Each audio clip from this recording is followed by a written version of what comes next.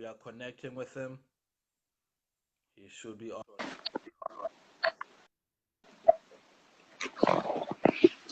Mkoma, Hi, how are you? I'm good. Seriously. No, tofara, zvanaka manje zvamauya. Nakushandisa phone yangu. I was using my laptop. Okay. Phone. Indeed. No, it's okay. No, it's okay. Um, let's get right into it. Let's get right into it. Newman Gomendo. Newman Gomendo. Who, Who? if Google tells me right, Google tells me right. you are currently the You are Zimbabwean currently Olympic the Committee Zimbabwean Olympic Committee programs officer. programs officer. Yeah. Are you still with Zimbabwe Table Are you Tennis still as with well? Zimbabwe Table Tennis as well? No, I've left in 2017. 2017. That was 2017 in February. Yeah. Okay. Left 2017 February. Yeah. So just before you came So on, you just may before have you heard came me on, saying you these may have things. heard me saying these things. Um, let me ask this. Let me ask Let this me ask this. as a Let me ask technical this point. as a technical point. Is the interview playing from Is the something else interview other than playing your from phone right something now? else other than your phone right now? Or is it just playing on your phone? Is it just playing on your phone? I think on the phone right now. Okay. Turn off my laptop. Okay. I'm just getting some I'm feedback, just so I getting wanted some to see feedback, how we so I can wanted to minimize that. see how we can Um, minimize that. so some of the comments we had gotten So some of the about comments this we had gotten interview about this interview ahead of time ahead included of time included somebody celebrating your somebody time coaching celebrating at your time Goromonzi coaching at Goromonzi and other such things. and other such things. How did you get into How table did you tennis? get into Tell us table tennis? Tell us about your table tennis career. about your table tennis career. Yeah, mine was it was like a family thing. Okay. Because my dad was once in the like Manicaland board for table tennis. Then my sister, I think most of, of people who know who play table tennis know Pamela Gomendo. Mm-hmm. She was she was in the national team at the time. I think '95 from the All Africa Games. Wow. So my passion started from the All Africa Games in '95. All that hype and all that stuff. So that time I say to myself, I can do this thing. I can play this sport. So from '95 at Shelley Primary School. Okay. That's when the sport was introduced, and for me, I just said, okay, let me go and try it out. Then, it went down well, yeah. Wow. So this was it. It's very interesting what you learn about the spaces we about had the spaces in we had Dangamvura. So this in was a Sheni Dangamvura. So primary this where was you a got to Sheni start. primary where you got to start. Yeah, it was a Sheni, but then table tennis we did it at the bite. Yeah. Mm-hmm. That's where we did our stuff, and from that place from but the Beito, Mm-hmm. I went to Ellis Gladio to do my. I was in grade 5 by that time, '95. Yeah. Okay. Then I went for my high school at Ellis Gladio. Wow. Then part of my high school at Dangamvura High School as well. Mm-hmm. Yeah. Then it all started from there. It all started from '95 up until now, and I'm just happy. People call me Ndaba, but that's it. And I have a confession And to make, I Mr. have a Gomendo. confession to make, Mr. Gomendo. Based on how much you've Can you confess? based on how much you've Based achieved, on how much you've achieved. I thought you were a lot I older. thought You you were were a lot telling me that older. you were You were only telling me that you were in only grade 5 in in '95. grade 5 in '95. I thought, I wow. thought, wow. We were in primary school at the We were same in time, primary so school at the that's same time, so that's amazing. that's amazing. Uh, Uh, that's a good. yeah. Do you remember who was Do you coaching at remember the who was time? coaching at the time? Yeah, this coach, but it's now late now. Yeah, Lloyd Mgazi. Okay. People called him Matui that time. That name. Yeah. Yeah, he was my coach at Sheni.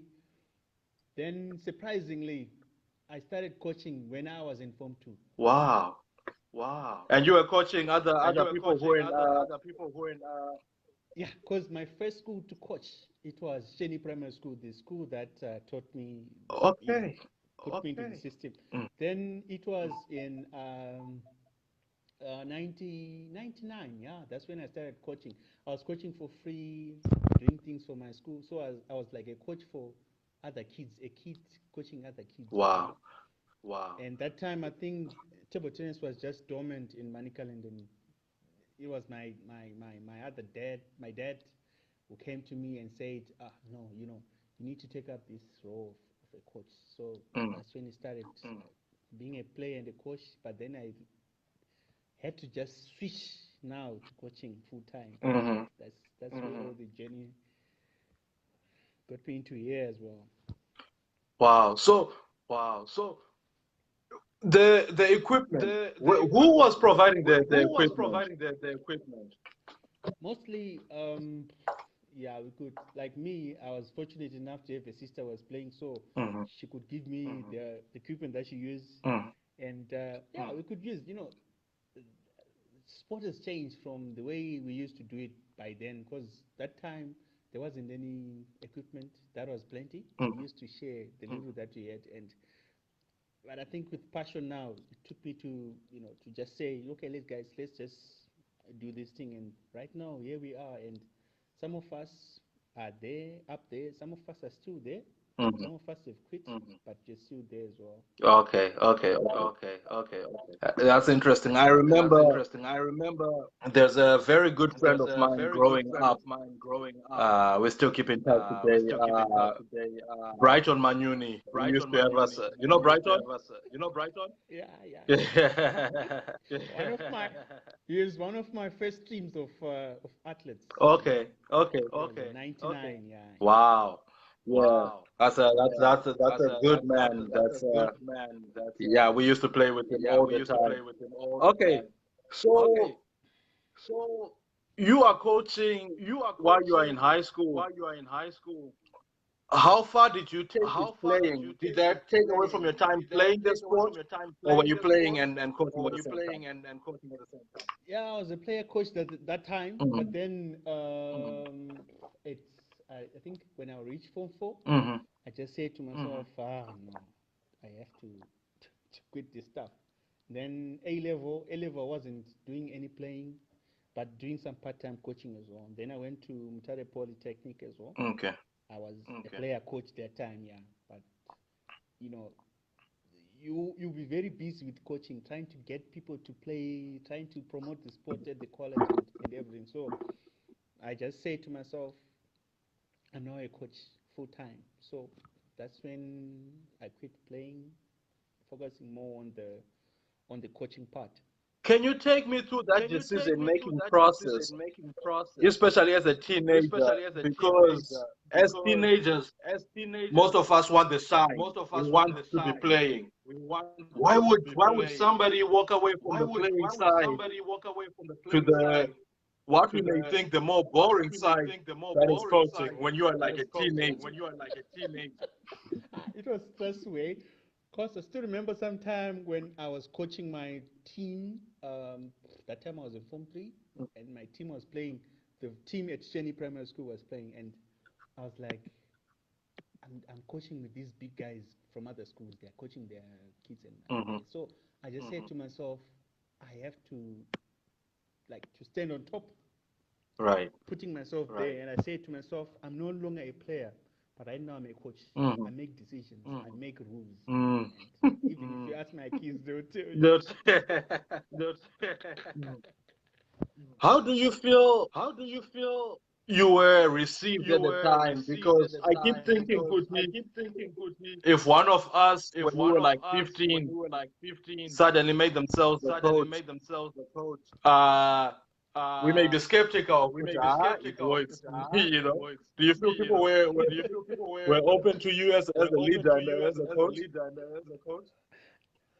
Because I still remember sometime I was counted as one of the players for my team. Yeah. And I said to myself, hey, I'm the coach, eh? I'm the coach. I make decisions here.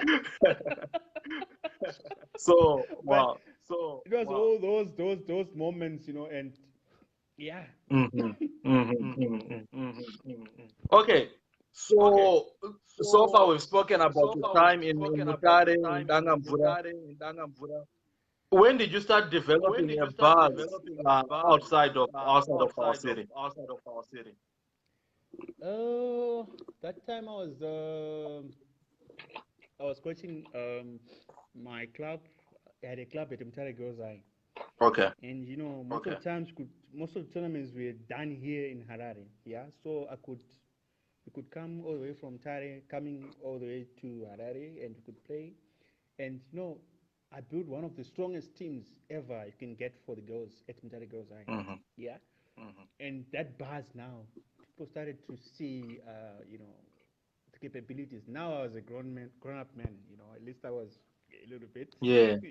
Yeah. And they were like, wow, your coaching is good. And even my current the former president for the table tennis union, Mr. John Mringani, Mm-hmm. was commenting, no, you're building a very good staff here in Tare, because I was like more like developing table tennis in Manicaland. And I was like, wow, you know. Mm-hmm. Mm-hmm. Mm-hmm. Well, okay. Okay. And And what is the national, were they regional teams, were they provincial regional teams, teams, provincial or teams, or that sort of thing for our that sort of players? thing? Yeah, because most of these players they went into the national team playing regionally and some of them internationally. Mm-hmm. And I was so proud to see most of my players in Manicaland, like the likes of, I don't people know him, the like of Brighton Manyuni, Mm-hmm. the likes of the late Paparori, Lawrence Msanga. People know him. Yes. He was one of my players as well, yeah. And yeah, it was just amazing. Even the likes of Makwaza, yeah, Winbai Makwaza, she's still playing in the national team right now as we speak. Yeah, and yeah, you could feel like the gains of your hard work and your, because coaching now is more of that scientific part, whereby you have to go. You don't just coach. You have to just go there, research, trying to see what the needs of your athletes are. So it was more like reading, because that's the time I started reading more on sports science and even the administration part of it as well. Okay. Okay. So So your development your as a coach, development as a coach, because I think a lot of because I people think a lot of imagine people could the imagine coach could the coach is a finished project, is a finished project, but you are also learning. but you are also learning. Where were you Where learning were you how to learning coach? how to coach? Mostly, what I can say, I was learning from my other big big peers, like coaches in the industry. Yeah, Mm-hmm. trying to get to know how they do it, and even the internet as well. Okay. I started using the internet mostly, trying to see how things are done in other parts of the world, like China, like Sweden, like Germany. Mm-hmm. So that time, I still remember having being part of the coaches to do an international course. Mm-hmm. That's when I started my whole journey and say to myself, no, I have to do this thing. So that's when I went and did my level one for ITTF. Then I got a good grade, and from there I never looked back. And right now I'm actually pursuing my level three for my sport. So I'm one of the top level coaches in the region and in the country as well. So Wow. I owe it to to Manicaland. They did a lot to me in terms of motivating and pushing me to do all those great stuff as well. Mm-hmm. Mm-hmm. Mm-hmm. Okay. Mm-hmm. Okay. Wow. Mm-hmm. Okay. Okay. So Wow. let me So let me just get to the let comments real me quick and see let what me some just people get have to the said. comments real quick and see what some people have said. We have Imbai Makuaza, she's on We here. have Imbai Makwaza, she's on here. Says, wow, Coach Gomez. Says, wow, Coach Gomez. We have my man, We Felix have my man, Felix Madembo, who says, Madembo, who Gomez, says, my bro. Gomez, my bro. Tawanda is commenting on the fact that Tawanda there's is some audio commenting on the feedback fact on that my there's some side. audio feedback on my side. Brother, I can hear it as Brother, well, but I can hear it as I well, don't know but what the source of it is I right don't know what now. the If source I of it figure is it out, right now. If I figure it out, I will fix that as well. I will fix that as well. So, Coach, So, what Coach, was your what proudest was moment? your Or maybe you proudest can give me moment? three since you've Or been maybe doing you this can for a give me while. three since you've been doing this Three for a while. proudest moments Three of your proudest coaching moments career. of your coaching career. Yeah, it was more. There are plenty, but I can just break it down. Yeah, there's a time when I was coaching the under 12 team. I was given to coach the under 12 team by the union, and we went to Botswana for what is called the ITTF Hops team. That was for under 12 in the region, like Southern Africa region, and we went there. We had an accident on the way, right? But we soldiered on to just push ourselves to get to Gaborone. We went to Gaborone. We had a very good show there, and we came back. I think from the history of Zimbabwe, we were the first team that came up with many medals. We came up with 5 medals or 6 medals at that show, at that regional showpiece. And I was so proud. That time I was the head coach, and I had my team of the president now, then the current president for Zimbabwe Table Tennis was a team manager for that time, and we celebrated. I think that was one of my glorious moments that you can see yourself and say, wow. What year was this? What year was this? That was in 20, is it 20 what? 2016 or 2015. Okay. Yeah. And they haven't looked back. And right now, there's another boy who was there in the team.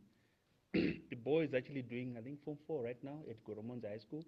The boy right now, at his age, is playing for the senior team in Zimbabwe, who went with in Botswana. And from that tournament, we actually have some few as well feeders that we have locally. When I coached the national team as well at the Chinese Ambassadors Cup, yeah, for me it was a big tournament. Getting players from China playing with our local athletes, and China and table tennis. Yes. Yeah, and they played well. Especially the boys team. They did very well. The guys, they did very well, and that was one of my you'd be feeling proud as a coach, like being given that team, saying, okay, we are giving you this team to coach and they have to deliver. So that was one of my proudest moments. Wow. And also, coming from the admin part as well, the time when I represented my nation in 2012 at the International Olympic Academy in Olympia, Greece, I was chosen as one of the two to represent the country at that international forum, and I had to present, to people, talk to people from across the 206 national Olympic committees around the world. And that was one of my most wow moments. And that time I said to myself, I'm never looking back, because this time, I was, I was starting to achieve what I wanted to do in life. Say, okay, besides coaching, I need to go into administration. That was the time that transitioned me mostly into the admin part of sport. And right now I'm actually there. But sport has got its ups and downs as well. But I'm happy that from that moment in 2012, I was doing my sports management program with the IOC, and that same moment I did that program for the IOA, International Olympic Academy, and then for the International Olympic Committee, the sports management program. So yeah. Okay. Yeah. So wow. So you start getting at some of this right now. But when did the administration bug first bite you? When did you start to get involved with that? Yeah, it was in 2018 when I was appointed technical director.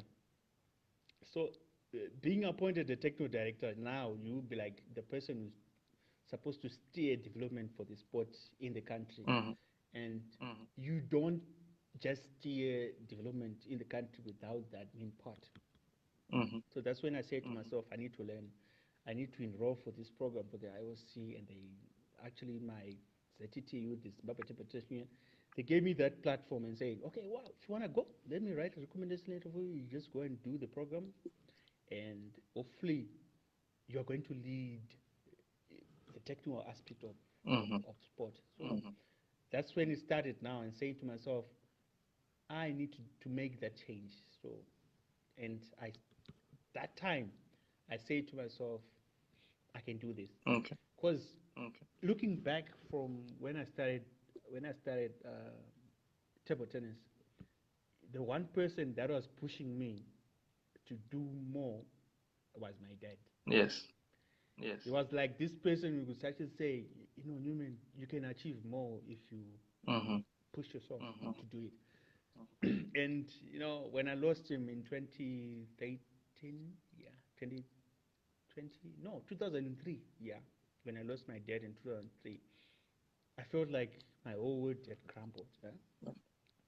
But I could actually sense, from talking to him now, you're saying you can achieve more, you can do this, you can do this. Besides, and it was that person who pushed me into coaching as well.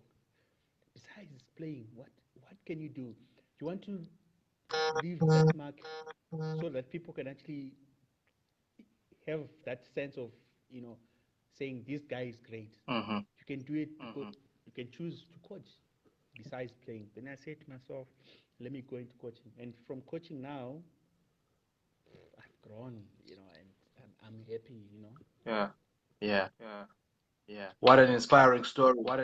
So you say 2013, you are appointed technical director.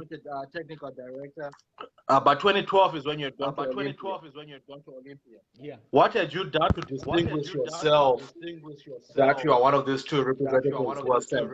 Since you say you started after that, the bug bit after that. So what was the process for your selection?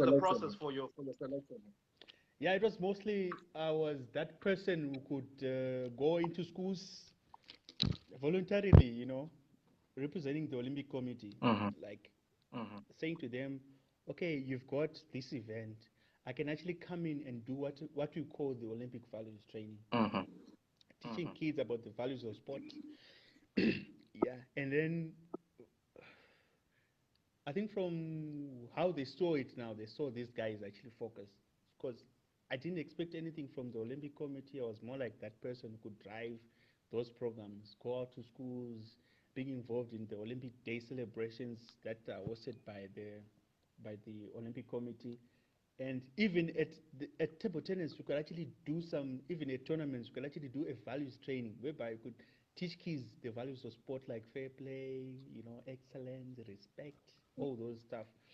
Just trying to have a well-balanced athlete in the head in terms of getting to know, because people don't even understand why we do the Olympic Games. Some people, they just think it's just the games.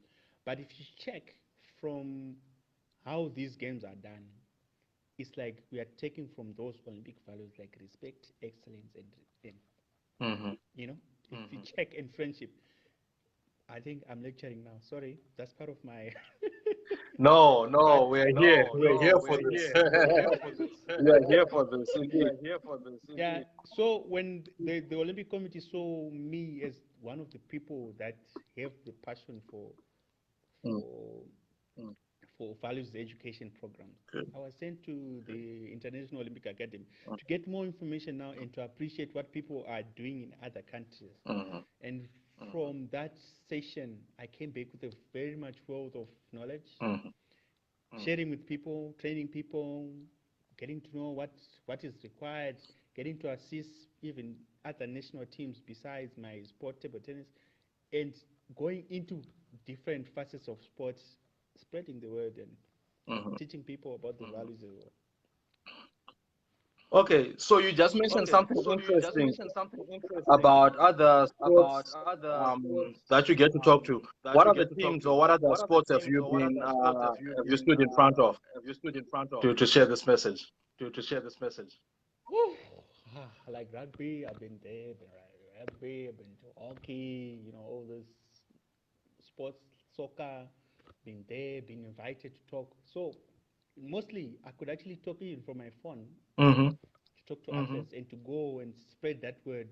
People need to just get that information and get to know what the Olympic values are. And even here at the Olympic Committee, I was invited for some seminars that I could present to coaches, teaching them about the values. And yeah, so I think from that session in Olympia, it's changed a lot in terms of my capacity as a person, and saying to myself, now this is the direction that I want to follow. And right now, I'm actually even much stronger with those with that line as well. Yeah.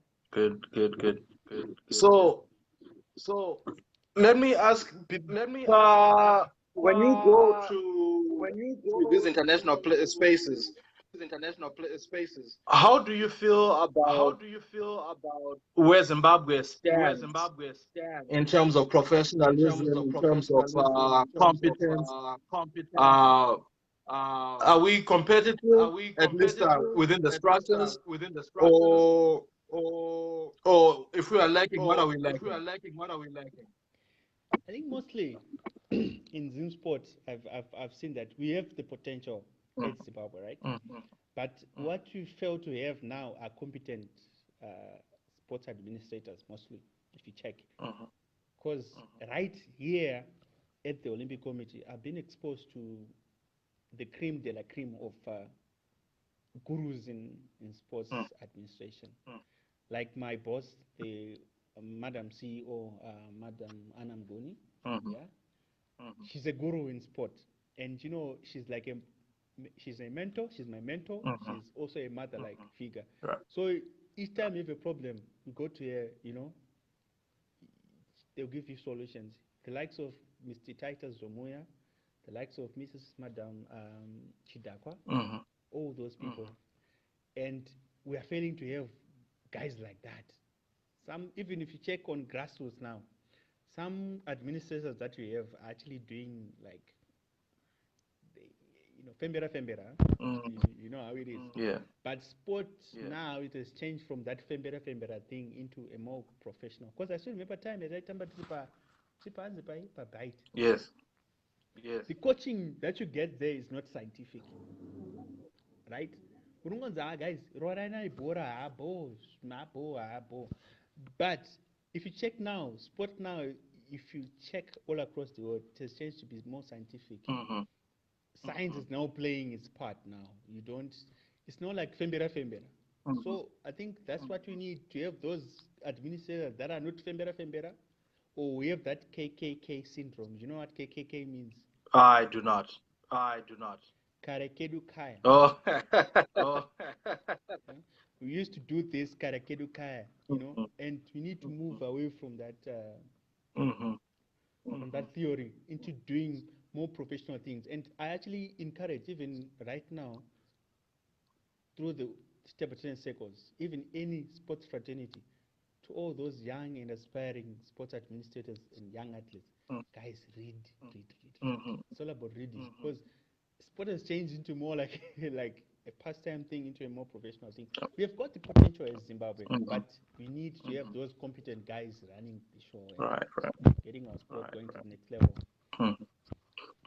Can you, and this is just maybe my personal interest, when you say scientific, what are some of these things you're talking about? Because in my mind, hearing the voice still the same.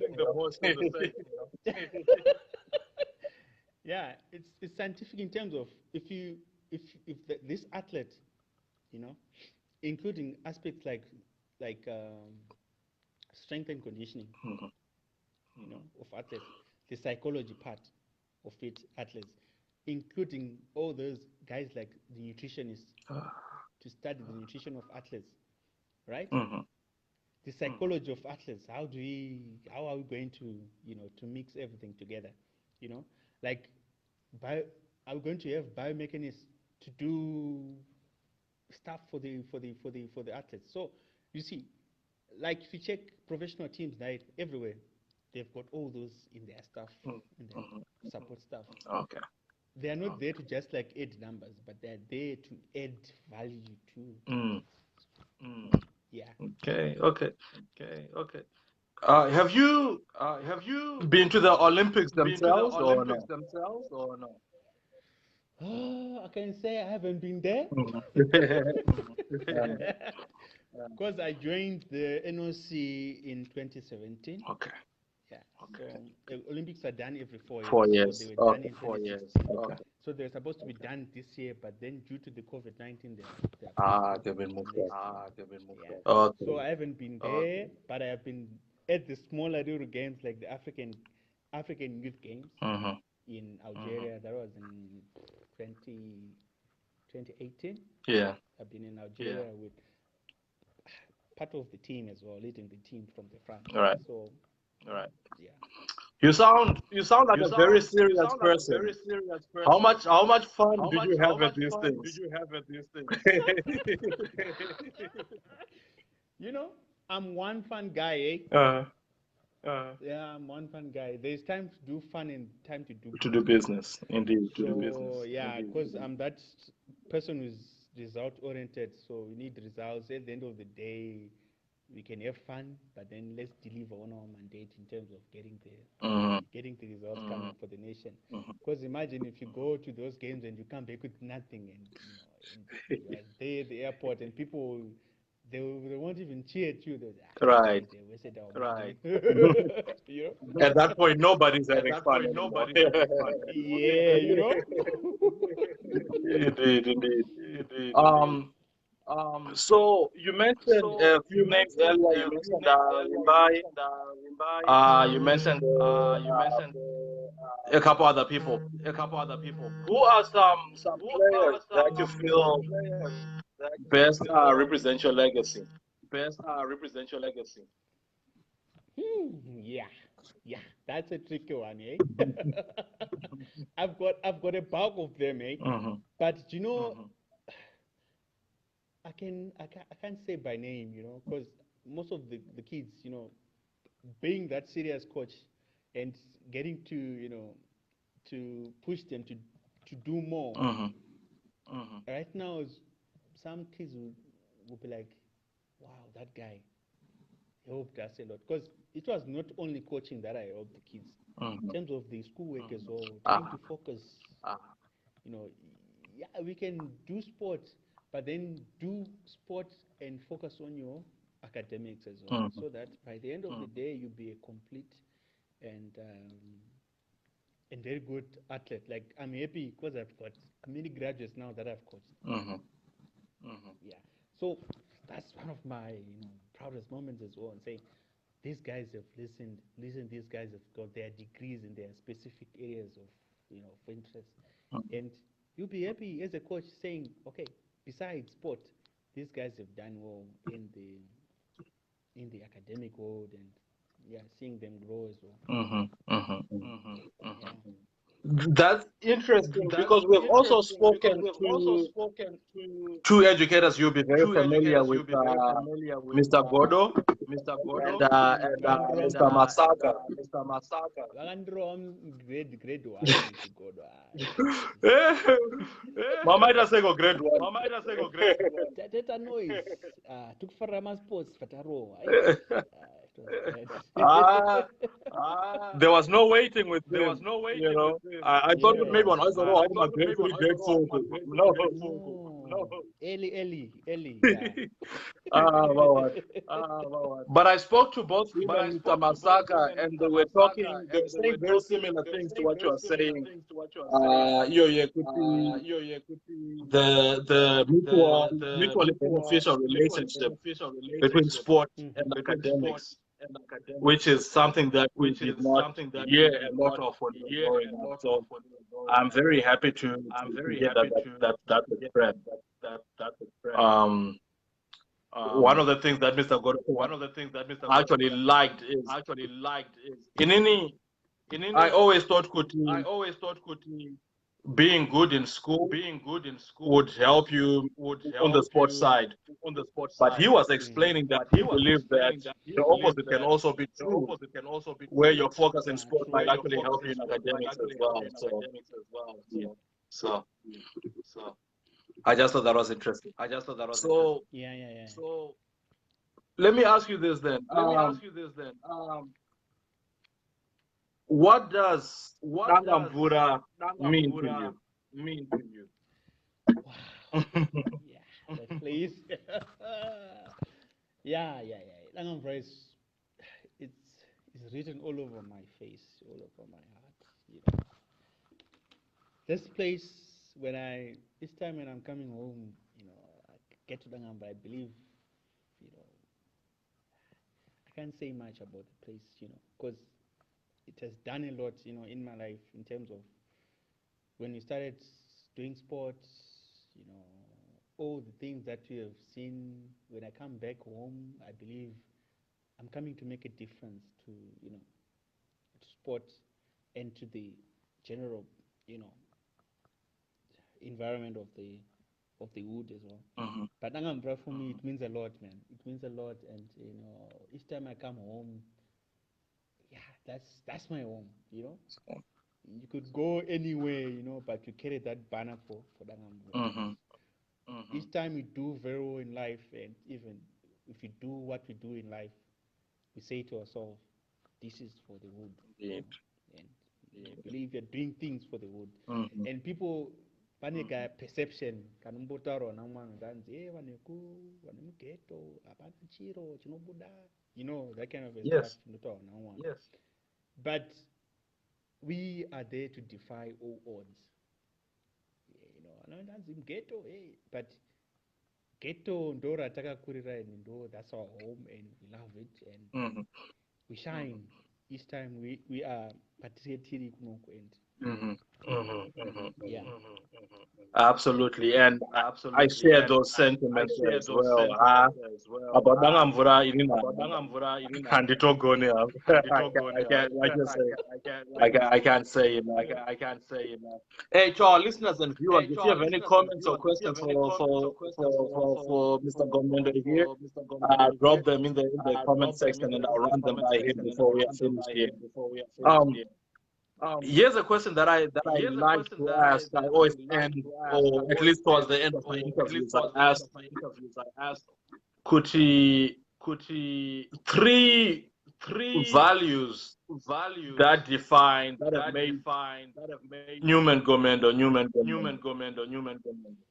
And you can explain a little bit about them. Yeah, three values. I think the first one is hard work. Okay. Yeah.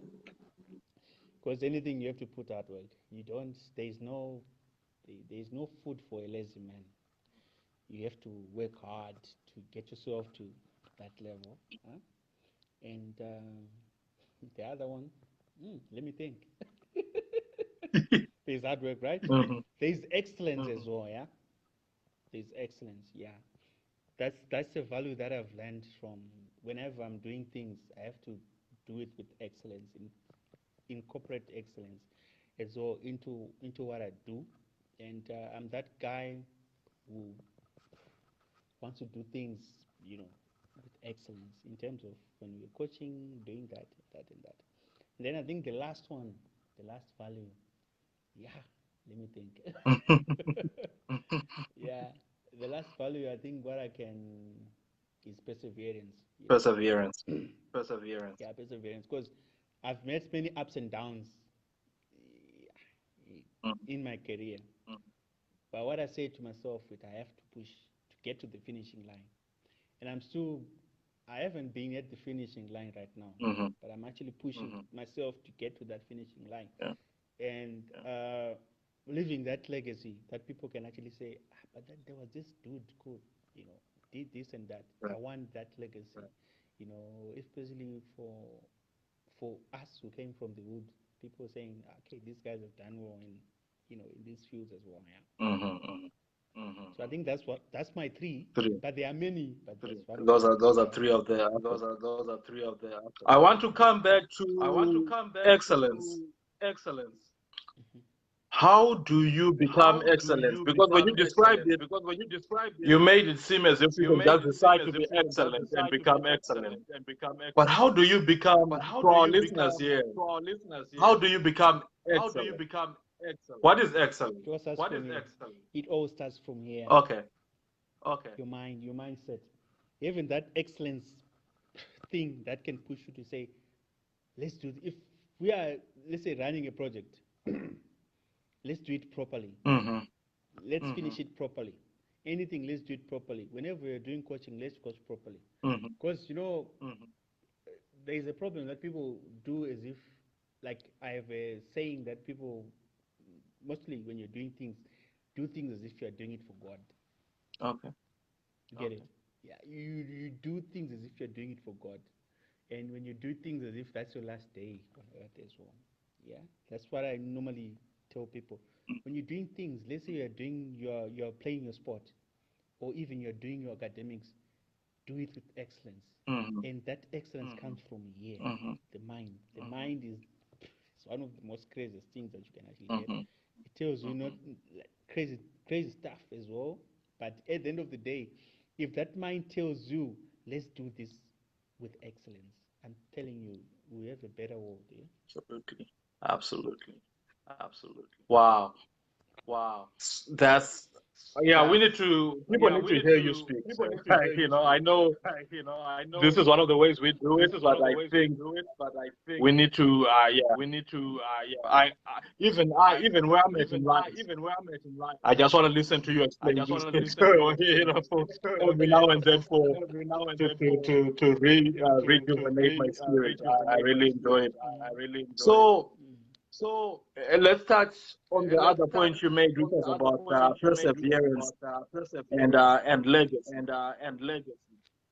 What do you want people? You started to get at it, but maybe we can flesh it out. Kuti kana zvanzi Newman Gomendo was here. What do you want people to say 30 years from now, 40 years from now? The history books. Wow. Yeah, I want people to say there was this dude, yeah. Mm-hmm. The guy had a fighting spirit.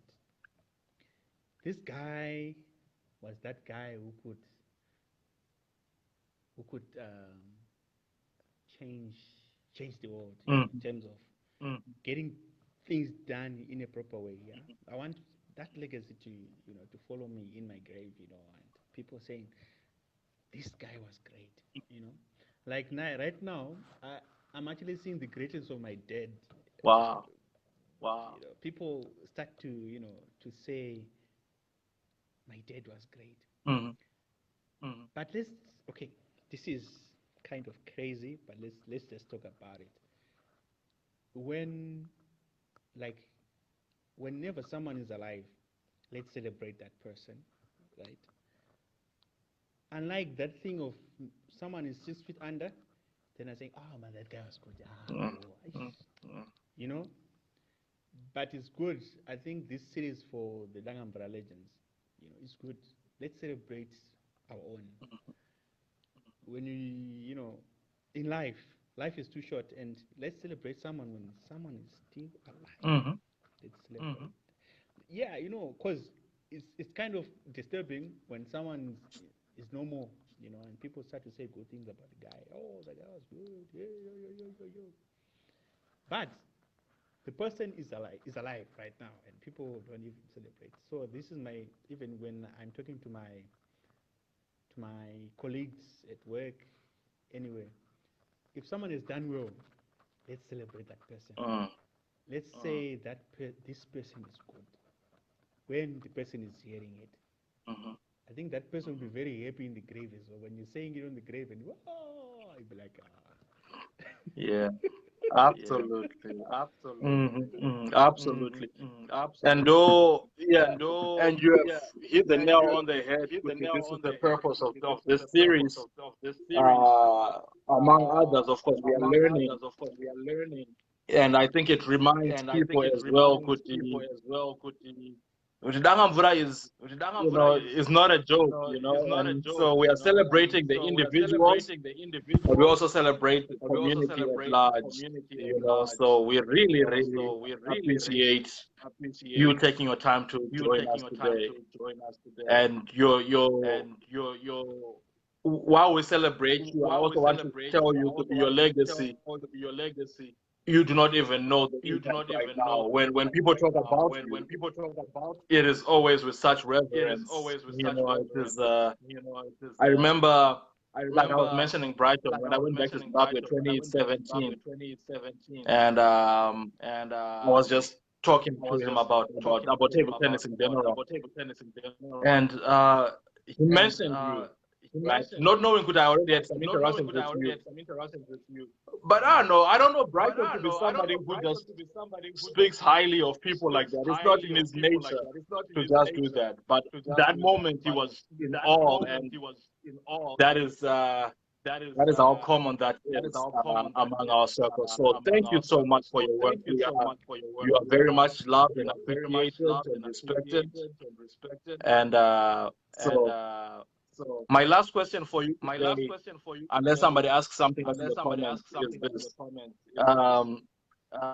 leave Wapano Wepa Dangamvura with an encouraging message. Our community is going through a lot. And we can just speak about it broadly,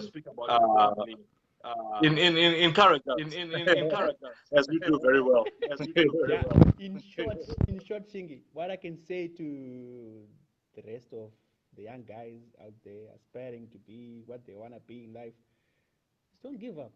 Yeah, because hard work pays as well, because everything that happens in life, you have to work hard to get it. You don't just get things done for you, just like, you just have to work. And I want to encourage all of the guys to pursue what they want to pursue in life and to work hard at it, and to fight hard for what they believe in. Let's say if they want to do something, be consistent at it and it will work out. Because nothing comes easy. You just have to work. There's sweat and blood and tears at the end of the day, but you succeed. That's what I believe, and that's my philosophy. Okay. You heard it here, guys. Don't give up. Perseverance, hard work, and excellence, over and over again. That's one thing too that I just want to add. Things like excellence, you have to make that decision every day. It's not something you decide once. Indeed. Mr. Gomendo, it's been such a pleasure. And we will keep talking, and we'll see what other areas we can work together, because I think your voice is very important, and we want Dangamvura United needs to hear this as well. So we'll see if we can bring you whenever you're in town to talk to the team. Yeah, it will be a pleasure, because it's good. Indeed. Thank you so much, and thank you to everyone who joined us today. If you missed part of the interview, it will be on the Dangamvura United Facebook page. Leave your comments for Mr. Gomez there as well, and be safe. Indeed. See you next time. Thank you. Thank you.